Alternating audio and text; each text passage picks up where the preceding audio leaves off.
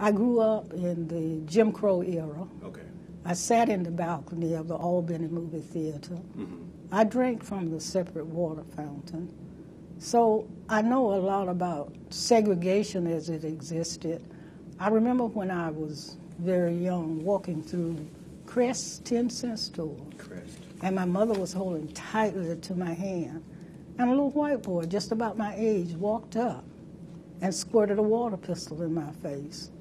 And I tried desperately to get away from my mother so that I could catch him. But she kept saying, you can't. And pretty much you can't has followed my life. Right.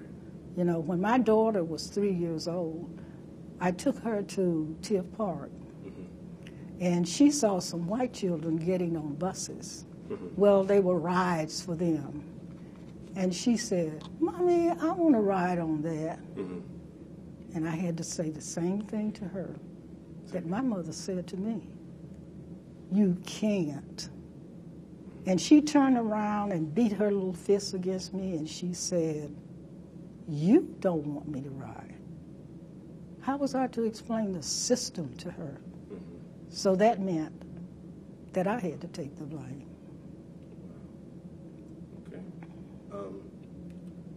So do you think you know that your mother was probably trying to protect you? Oh, definitely. Definitely.